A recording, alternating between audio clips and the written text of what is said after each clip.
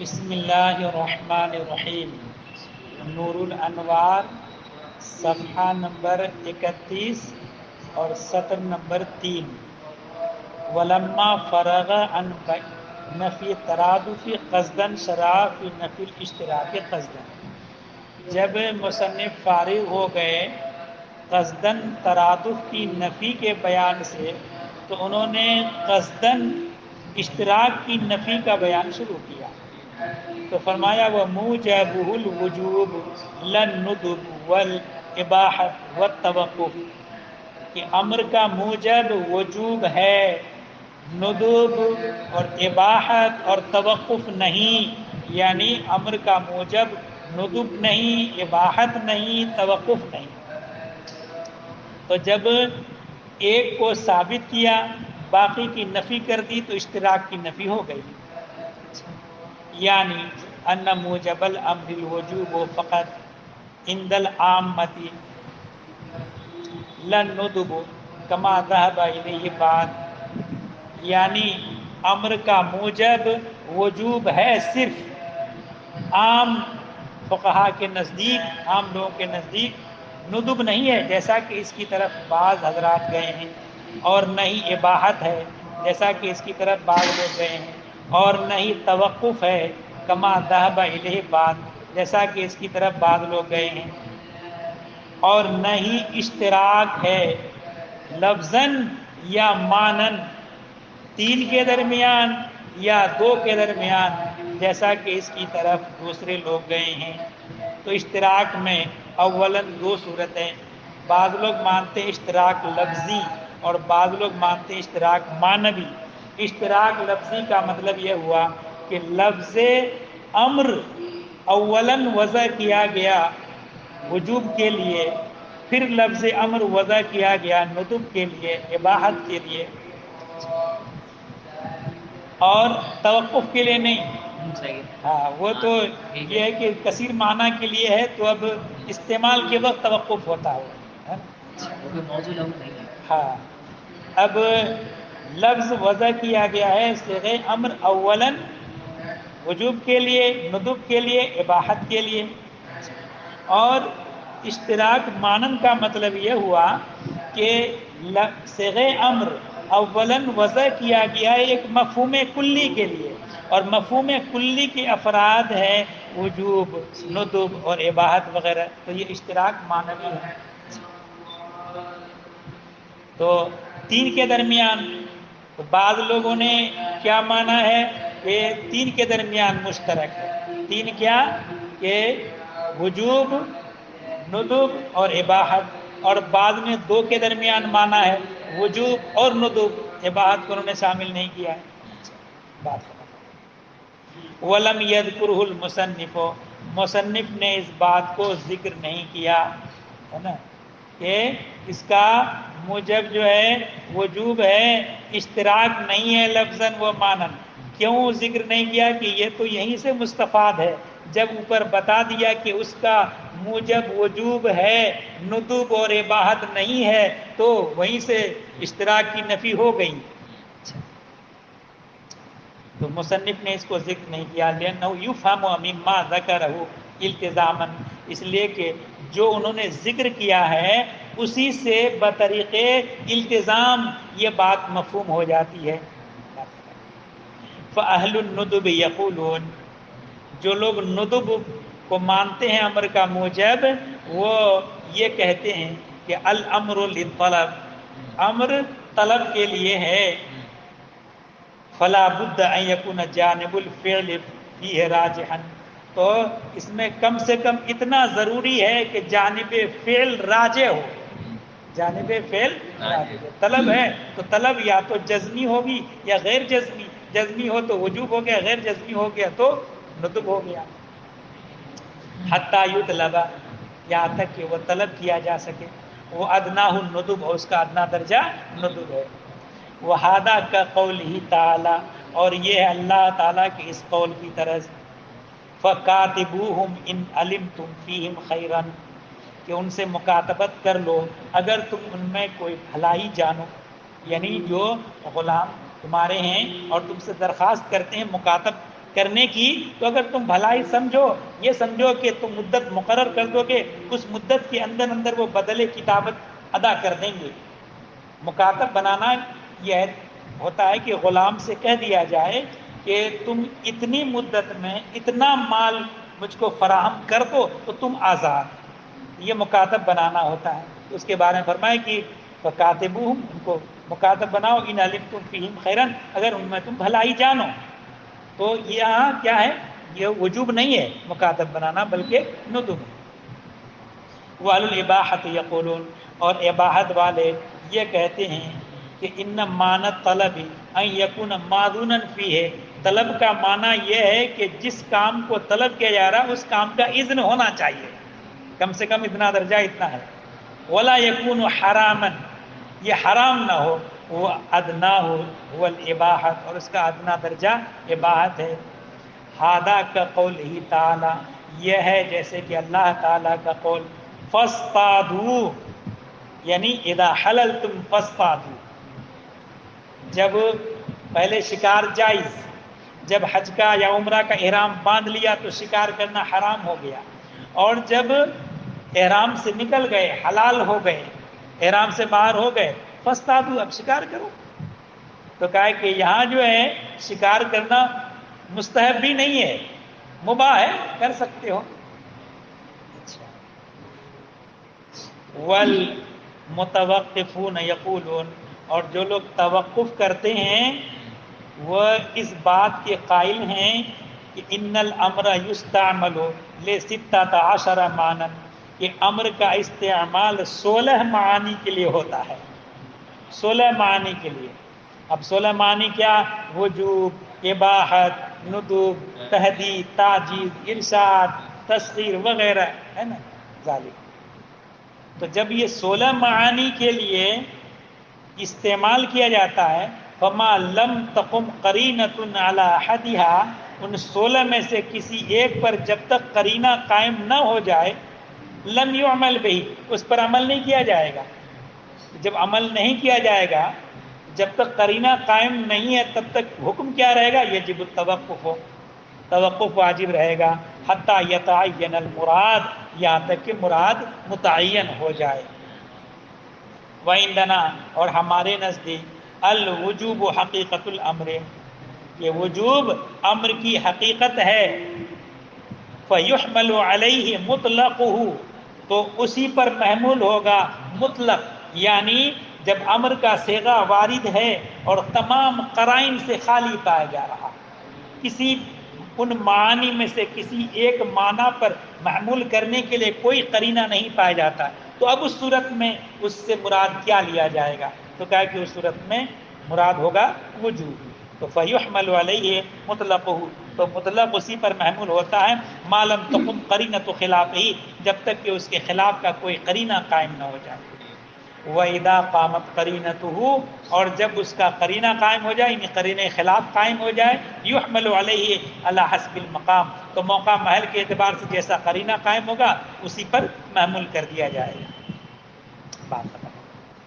سواء كان بعد الحظر او قبلہ، اس کا تعلق پیچھے سے ہے کہ امر کا موجب وجوب ہے، چاہے وہ امر کا صیغہ وارد ہو حظر کے بعد یا حظر سے پہلے کہہ دیا ہے، لیکن مراد یہاں ہے بغیر حظر کے، یعنی پہلے وہ کام ناجائز تھا، اس کے بعد امر کا صیغہ وارد ہوا، اور ایک صورت یہ کہ پہلے وہ کام ناجائز نہیں تھا اور امر کا صیغہ وارد ہوا، تو دونوں ہی صورتوں میں امر کا موجب وجوب ہی رہے گا، متعلق بقولہ وموجبہ الوجوب، یہ عبارت متعلق ہے ان کے قول و موجبہ الوجوب سے۔ ورد علی من قال ان الامر بعد الحظر للاباحۃ وقبلہ للوجوب، بعض حضرات نے اس بات کا قول کیا ہے کہ امر حظر کے بعد اگر وارد ہے تو اباحت کے لیے ہے، اور اگر اس سے پہلے ہے یعنی حظر کے بغیر وارد ہے تو یہ وجوب کے لیے ہے، علی حسب ما یقتضیہ العقل والعادت، جیسا کہ عقل اور عادت اس بات کا مقتضی ہے، کا قول ہی تعالی، جیسے کہ اللہ تعالیٰ کا قول اذا حللتم فاصطادوا، پہلے شکار حلال تھا، احرام باندھ لیا، شکار حرام ہو گیا، تو گویا کہ حظر ہے اب۔ اس کے بعد پایا فاصطادوا، شکار کرو، تو حظر کے بعد آیا ہے اصطیاد کا امر، تو یہ کیا ہوگا، کس کے لیے ہوگا، یہاں اباحت کے لیے ہوگا۔ ان حضرات کا کہنا یہاں پہ ہے بھی بات کے لیے قرینے سے۔ وَنَحْنُ نَقُولُ، اور ہم یہ کہتے ہیں کہ ان الوجوب بعد الحظر ایضا مستعمل فی القرآن، کہ وجوب حظر کے بعد، وجوب حظر کے بعد بھی وجوب قرآن کریم میں مستعمل ہے، جیسا کہ اللہ تعالیٰ کا قول فَإِذَا انْسَلَخَ الْأَشْهُرُ الْحُرُمُ فَاقْتُلُوا الْمُشْرِكِينَ حَيْثُ وَجَدتُّمُوهُمْ، جب اشہر حرم ختم ہو جائیں، اشہر حرم وہ عرب میں 4 مہینے میں ان لوگوں کی قرارداد تھی، کوئی جنگ نہیں ہوگی، جنگ بندی کا زمانہ رہتا تھا، اور 4 مہینے کیا، رجب، ذوالقعدہ، ذی الحجہ اور محرم، ان 4 مہینوں میں جنگ نہیں ہوتی تھی۔ تو اب جب اشہر حرم ختم ہو جائیں، فَاقْتُلُوا الْمُشْرِكِينَ حَيْثُ وَجَدتُّمُوهُمْ، تو مشرکین کو قتل کرو جہاں پاؤ، اور یہاں جو ہے یہ وجوب کے لیے ہے، جہاد واجب ہے نا، تو یہاں حظر کے بعد وارد ہے اور وجوب کے لیے ہے۔ والاباحت فی قولہ تعالی، اور اباحت اللہ تعالیٰ کے قول وَإِذَا حَلَلْتُمْ فَاصْطَادُوا لَمْ يُفْهَمْ مِنَ الْأَمْرِ، وہاں بھی یعنی امر علی الاطلاق وجوب کے لیے ہوتا ہے، وجوب ہی امر کا موجب ہے، لیکن یہاں جو فاصطادوا میں جو اباحت مستفاد ہو رہا ہے، تو اباحت جو ہے یہ صیغ امر سے فاصطادوا سے نہیں ہے، تو کہا کہ اباحت اللہ تعالیٰ کے قول وَإِذَا حَلَلْتُمْ فَاصْطَادُوا میں مفہوم نہیں ہو رہا ہے امر سے، بل من قولہ تعالی، بلکہ اللہ تعالیٰ کے اس قول سے، کیا احل لکم الطیبات، تمہارے لیے طیب اور پاکیزہ چیزیں حلال کی کر دی گئیں، اب تم شکار کرو، ہے نا۔ ایک تو یہ ہو، تو یہاں اسی آیت میں ہے کہیں، ہاں اسی آیت وہ ایک تو یہ قرینہ ہو گیا، تو گویا کہ یہاں امر سے وجوب سے پھرنے کے لیے قرینے صارفہ وہاں موجود ہے، وہاں سے بات جی مطلق امر۔ اور اس بات سے ایک قرینہ وہ ہو گیا، دوسرا قرینہ وَمِنْ أَنَّ الْأَمْرَ بِالْإِصْطِيَادِ إِنَّمَا وَقَعَ مِنَّةً وَنَفْعًا لِلْعِبَادِ، اور یہ جو اصطیاد کا شکار کرنے کا جو امر وارد ہوا ہے، تو بندوں پر احسان کرنے کے لیے اور بندوں کو نفع پہنچانے کے لیے، اور اگر شکار کرنا واجب ہو جائے پریشانی مبتلا۔ اس زمانے میں تو کہ پتہ چلا کہ تیر تبر لے کر کے نکلو میدان میں ڈھونڈتے پھرو شکار کو، اور دھوپ میں اور اس میں، اور جو لوگ کبھی شکار کیا نہیں تو ان کے لیے تو بہت آفت جان ہو جائے، ہے نا۔ تو وَإِذَا كَانَ فَرْضًا فَيَكُونُ حَرَجًا عَلَيْهِ، اور اگر یہ فرض ہو جائے تو ان کے اوپر حرج ہو جائے گا۔ فَيَنبَغِي أَن يَكُونَ الْأَمْرُ عِنْدَ الْإِطْلَاقِ لِلْوُجُوبِ، تو مناسب یہی ہے کہ امر اطلاق کے وقت وجوب کے لیے ہوگا۔ وَإِنَّمَا يُحْمَلُ عَلَى غَيْرِهِ بِالْقَرَائِنِ وَالْمَجَازِ، اور غیر پر محمول کیا جائے گا قرائن کی وجہ سے اور بطریق مجاز۔ ثم شرع فی بیان دلائل الوجوب، پھر وجوب کے دلائل کا بیان شروع فرمایا، فقال، تو فرمایا لِانْتِفَاءِ الْخِيَرَةِ عَنِ الْمَأْمُورِ بِالْأَمْرِ بِالنَّصِّ، یعنی امر کا موجب وجوب ہے۔ کیوں امر کا موجب وجوب ہے؟ تو اس کی دلیل یہ ہے کہ کسی شخص کو کسی امر سے مامور کر دیا گیا، یاد رکھیے، ایک ہوگا عامر، ایک ہوگا مامور، ایک ہوگا مامور بہی، اور ایک ہو گیا سر امر۔ تو جس کام کا حکم دیا گیا ہے وہ کام ہو گیا مامور بھی، اور جس کو حکم دیا گیا وہ مامور، اور صیغہ امر کو جانتے ہیں، اور جو حکم دینے والا عامر۔ تو عامر نے مامور کو کسی فعل کا حکم دیا، تو ایسی امر کے ذریعے سے، تو حکم دینے سے اب مامور کو اختیار باقی نہیں رہ جاتا کرنے اور نہ کرنے کا، اور اختیار باقی نہ رہنا یہ ثابت ہے نص سے۔ ثابت ہے نص. تو بن نص کا تعلق ہے لانتفاء الخیار. ٹھیک ہے، تو مامور بالامر سے اختیار کا منتفی ہونا نص کی وجہ سے. ای انما قلنا ان موجبہ الوجوب لانتفاء الاختیار عن المامورین المکلفین بالامر بالنص. اور ہم نے جو یہ کہا کہ اس کا موجب وجوب ہے، کیوں کہا؟ اس لیے کہ مامورین مکلفین بالامر، امر کی وجہ سے جن مکلفین کو حکم دیا گیا ہے ان مکلفین سے اختیار منتفی ہو جاتا ہے، اور اختیار کا منتفی ہونا نص سے ہے. اور وہ ہے اللہ تعالیٰ کا قول ما کان لمؤمن ولا مؤمنۃ اذا قضى الله ورسوله امرا ان يكون لهم الخيار. کہ کسی مومن اور مومنہ کے لیے جب اللہ اس کا رسول کوئی حکم فرما دیں تو نہیں رہ جاتا کہ ان کے لیے اختیار ہو. ان یکون لہم الخیارہ، ما کانا ان یکون لہم الخیارہ. ٹھیک ہے، یہ ما کانا کا اسم ہو گیا ان یکون لہم الخیارہ، ہے نا. تو اب مومن اور مومنہ کے لیے جب اللہ اور اس کے رسول کسی امر کا حکم فرما دیں تو ان کے لیے اختیار باقی نہیں رہ جاتا ہے. من امرہم، ان کے امر سے، یعنی ان کے امر کے معاملہ سے، اللہ اور اس کے رسول کے امر کے معاملے میں اختیار باقی نہیں رہ جاتا. یہاں تغلیباً جمع کا صیغہ استعمال کیا گیا کیونکہ یہاں اس میں جلالت کے لیے اور رسول اللہ صلی اللہ علیہ وسلم کے لیے ہے. لأن معنی ہو، اس لیے کہ اس کا معنی یہ ہے اذا حکم اللہ ورسولہ بامر، کہ اللہ اور اس کا رسول کسی امر کا حکم فرما دیں فلا یکون لمؤمن ولا مؤمنۃ، تو کسی مومن اور مومنہ کے لیے نہیں رہ جاتا کہ ان کے لیے اختیار ہو جائے اللہ اور اس کے رسول کے حکم سے. کیا اختیار؟ کہ ان شاءوا قبلوا الامر و ان شاءوا لم يقبلوا. یہ اختیار کہ اگر چاہیں تو امر کو قبول کر لیں اور اگر چاہیں تو قبول نہ کریں، یہ اختیار باقی نہیں رہ جاتا.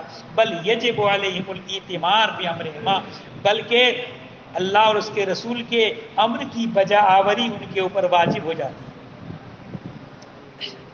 ولا یکون ذلک الا فی الواجب، اور یہ بات نہیں ہوتی مگر واجب ہی میں. تو یہیں سے ثابت ہو گیا کہ امر کا موجب وجوب ہے. بات ختم. وقیل، اور یہ بھی کہا گیا ہے کہ نص اس بارے میں، تو ایک تو یہ نص بتایا اور کہا گیا کہ نص اس بارے میں ہے اللہ تعالیٰ کا قول. کیا اللہ تعالیٰ قول؟ ما منعک اللہ تسجد اذ امرتک، خطاباً لابلیس اللعین، کہ ابلیس لعین کو خطاب کرتے ہوئے اللہ تبارک و تعالیٰ نے فرمایا کہ تمہیں سجدہ کرنے سے کس چیز نے روکا جب میں نے تجھے حکم دیا. جب میں نے تجھے حکم دیا تو کس چیز نے تمہیں سجدہ کرنے سے روکا؟ تو اس نص سے یہ سمجھا گیا اے ما بقی لک الاختیار بعد ان امرتک، جب میں نے تجھے حکم دے دیا تو حکم دینے کے بعد تیرے لیے اختیار باقی نہیں تھا، فلما ترکت السجود، تو تم نے سجدہ کیوں چھوڑ دیا؟ واستحقاق الوعید لتارکہ، اس کا عطف ہے انتفاء الخیارہ پر، اور اس کے تارک کے لیے وعید کے استحقاق کی وجہ سے. ایک بات یاد رکھیے، کسی عمل خیر پر اللہ کی جانب سے جزا کا وعدہ فرمایا جاتا تو اس کو تعبیر کرتے ہیں وعدہ سے، اور کسی برے کام کے کرنے پر اللہ کی جانب سے جب ڈرایا جاتا ہے عذاب سے کہ اگر یہ کام کرو گے تو تمہیں عذاب دیا جائے گا، تو اس کو تعبیر کیا جاتا ہے وعید سے. حالانکہ وعدہ وہ بھی ہے، وعدہ وہ بھی ہے، لیکن اصطلاح میں تعبیر کیا جاتا ہے اس کو وعدہ سے، اس کو وعید سے. ہاں سزا.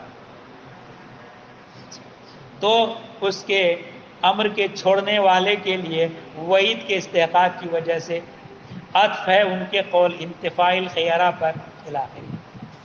اے انما قلنا، یعنی ہم نے جو یہ کہا کہ امر کا موجب وجوب ہے، ایک دلیل تو گزر گئی، دوسری دلیل لاستحقاق الوعید لتارک الامر بالنص سے، کہ امر کے چھوڑنے والے کے لیے وعید کا استحقاق ہے نص سے، وعید کا استحقاق نص سے، اور وہ ہے اللہ تعالیٰ کا قول فَلْيَحْذَرِ الَّذِينَ يُخَالِفُونَ کا یحذر ہے نا، یحذر ہے، ہاں یحذر الذین، حذر یحذر، ٹھیک ہے سمجھا اس کو، تو فَلْيَحْذَرِ الَّذِينَ يُخَالِفُونَ عَنْ أَمْرِهِ أَن تُصِيبَهُمْ فِتْنَةٌ أَوْ يُصِيبَهُمْ عَذَابٌ أَلِيمٌ۔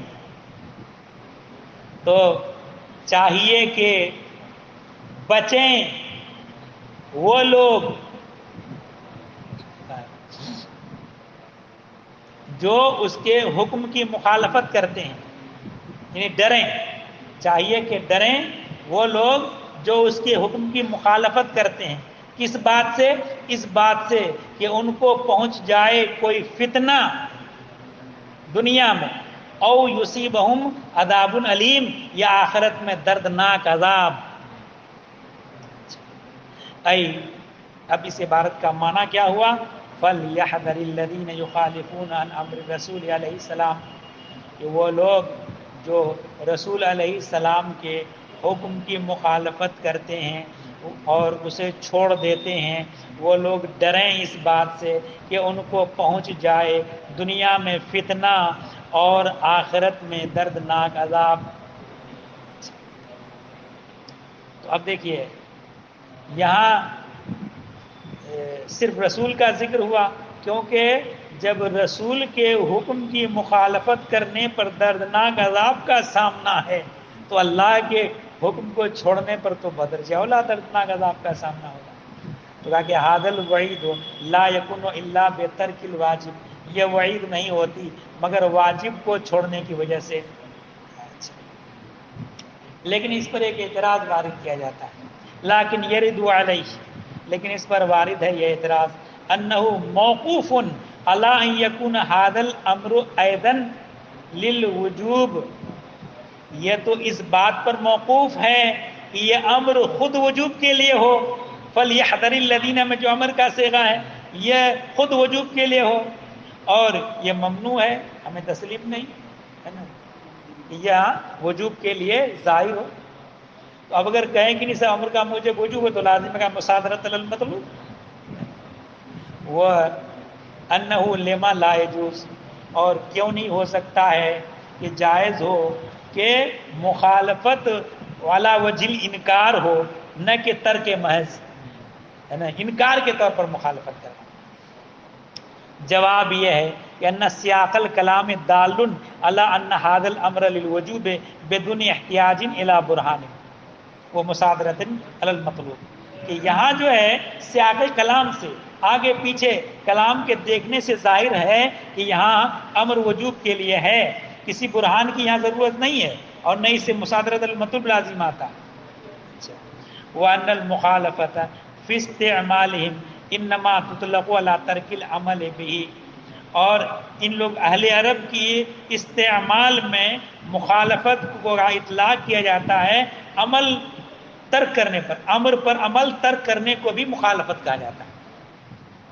بتعمل، اس کو تعمل کر لو، ایک تو یہ دو دلیلیں ہو گئیں، تیسری دلیل وَلِدَلَالَةِ الْإِجْمَاعِ وَالْمَعْقُولِ، اجماع کی دلالت کی وجہ سے اور معقول کی دلالت کی وجہ سے۔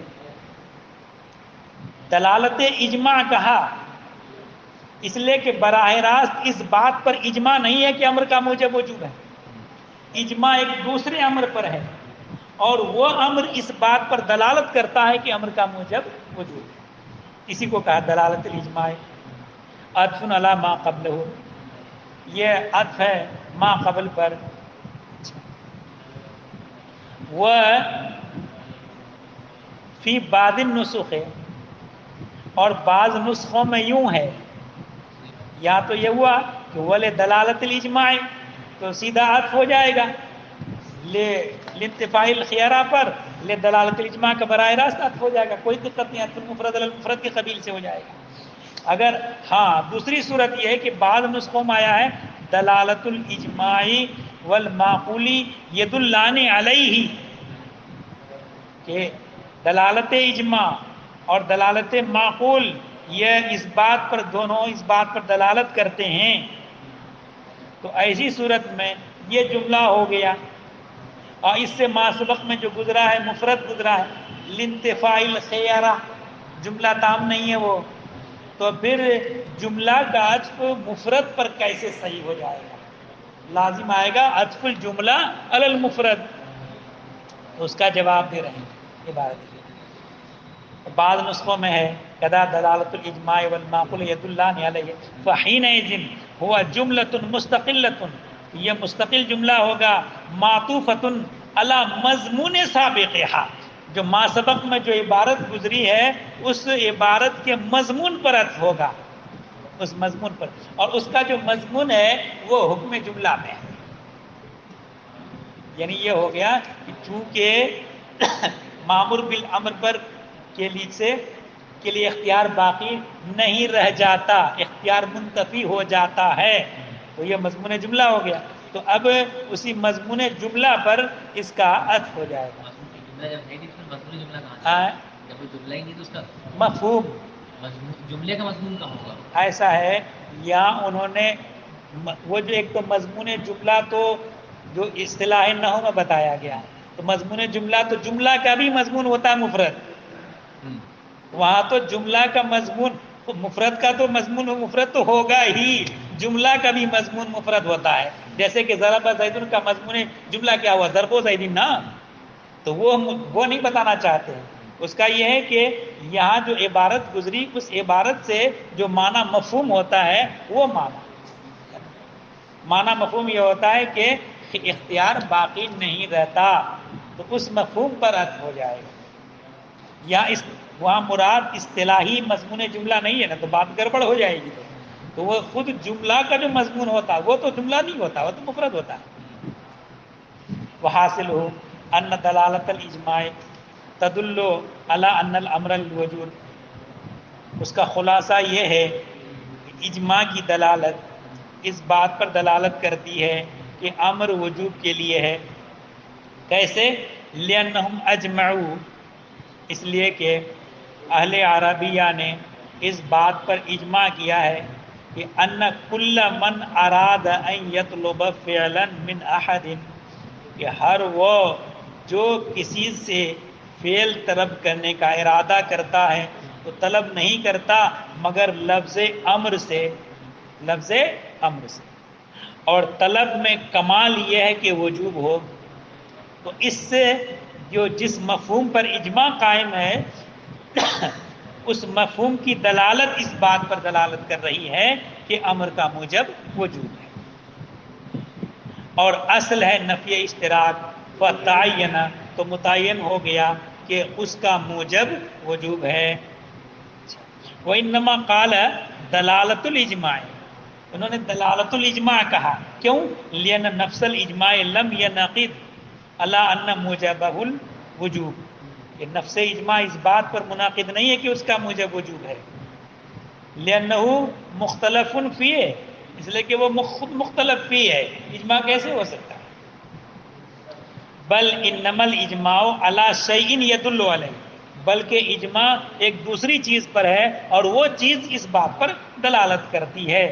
وَقَدَ دلیل المعقول، ایسے ہی دلیل معقول اس بات پر دلالت کرتی ہے کہ امر وجوب کے لیے ہے. دلیل معقول کیا ہے؟ یعنی عقلی دلیل. وَهُوَ أَنَّ تَصَارِيفَ الْأَفْعَالِ كُلَّهَا، افعال کی جو گردانیں ہیں سب کے سب، ماضی کی الگ معنی کے لیے، مستقبل الگ معنی کے لیے، حال الگ معنی کے لیے، تو ماضی، مستقبل اور حال دلالت کرتے ہیں مخصوص معنی پر. تو مناسب یہ ہے کہ امر بھی ایسا ہی ہو جو مخصوص پر دلالت کرے، دالن علی معنی الوجوب، معنی وجوب پر دلالت کرے. اب ایک اعتراض پڑا، جناب یہ تو ہو گیا لغوی معنی کو قیاس سے ثابت کرنا اور لغوی معنی کو قیاس سے ثابت نہیں کیا جا سکتا ہے نا. اس پر پورا مناظرہ ایک گزر چکا ہے نور الانوار میں ہے نا.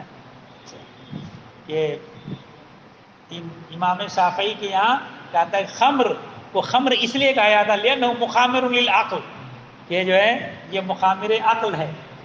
تو پھر اناب کی طرف سے کہا گیا کہ لما تسمى القارورۃ قارورۃ، قارورہ کو قارورہ کیوں کہا تھا؟ لأنہ یتقرر فیہ الماء، اس لیے کہ پانی اس میں ٹھہرتا ہے، ٹھہر جاتا ہے. تو وہ بطنوں کا اذن یتقرر فیہ الماء وینبغی ان یکون ہوا قارورہ ہے نا. تو اس طرح سے اور بھی کئی نظیریں پیش کی ہیں. تو خلاصہ یہ ہے کہ معنی لغوی کو قیاس سے ثابت نہیں کیا سکتا، اور یہاں تو آپ کا قیاس سے معنی لغوی ثابت کرنا ہو گیا. اس کا جواب دے رہے ہیں لیس ھذا لاثبات اللغت بالقیاس، قیاس سے لغت کو ثابت کرنے کے لیے نہیں ہے، بل اس بات کون الاصل عدم الاشتراک، بلکہ اس بات کو ثابت کرنے کے لیے کہ اصل عدم اشتراک ہے. وقیل، اور کہا یہ گیا ہے کہ المعقول، معقول دلیل عقلی یہ ہے کہ ان السید اذا امر غلامہ بفعل، کہ آقا جب اپنے غلام کو کسی کام کا حکم دے، کسی فعل کا، ولم یفعل، اور وہ نہ کرے، استحق العقاب، تو وہ سزا کا مستحق ہوتا ہے. فلو لم یکن الامر للوجوب، اگر امر وجوب کے لیے نہ ہوتا، لمستحق ذلک، وہ سزا کا مستحق نہ ہوتا. یہ زیادہ صحیح ہے. وقد وقد نقل فی بیان النصوص والمعقول وجوہ اخر ترکناہ للاطناب، اور نصوص اور معقول کے بیان میں اور بھی بہت سی وجہیں ذکر کی گئی ہیں اتناب کے پیش نظر، جن کو میں نے ترک کر دیا ہے.